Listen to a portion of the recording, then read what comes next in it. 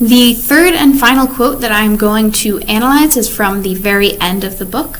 It starts out with, Gatsby believed in the green light, the orgastic future that year by year recedes before us. It eluded us then, but that's no matter. Tomorrow we will run faster, stretch out our arms farther, and one fine morning, so we beat on, boats against the current, borne back ceaselessly into the past. So right off the bat, sorry, my pen wasn't working. It starts out by talking about Gatsby, but I think that Gatsby is a metaphor for everyone, because going from that, it's the one mention of him, but then it moves on to year by year recedes before us. It eluded us then. Tomorrow we will run faster, so we beat on. And so this is showing that the experiences of trying to achieve what you want is universal. And I am going to not analyze the green light, because that has been analyzed hundreds, if not thousands of times before. So moving on to recedes before us. So this one has a few possible meanings. It could mean simply that even though we're working towards something, it's still getting further and further away from us. But it also could mean that you dream something and then that dream becomes your past, and you keep on going towards that dream, but when you first dreamt it, it was in the past. And so they're becoming more spread apart when you first had that dream versus when you might actually achieve it.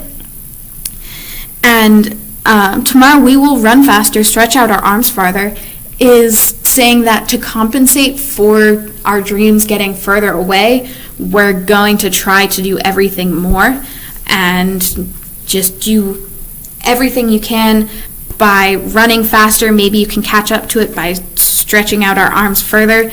Maybe you'd be able to reach out and grab it easier if you're just a little bit behind. And one fine morning, so the ellipses going into that kind of makes me think of you're starting to daydream. You trailed off with what you were saying before. And it's finally achieving that goal, but then because there's the hyphen, it gets cut off. And so that could mean that either Nick has caught himself kind of daydreaming with this, or it could also mean that something might get in the way of your dream and you might lose it just after you get it. And then with this last paragraph, so we beat on, boats against the current, borne back ceaselessly into the past. First off, I just really like the alliteration. It's beat on, boats against the current, borne back, and then this isn't quite alliteration, but past. The sound for a letter P is so similar to that for B that I counted in the alliteration. And so having the boats, it's a recurring theme with Gatsby.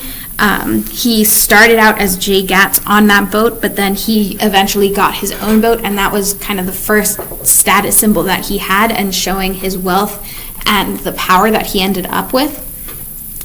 And it's a metaphor with the boats being the person fighting for their dream, and then the current is everything that is fighting back and trying to keep you from getting your dream.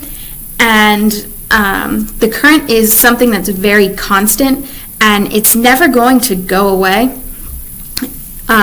So I think that's a very good metaphor, because there will always be things standing in your way. And then also you're born back ceaselessly into the past. So since you're being born back, the current is working against you and it is winning.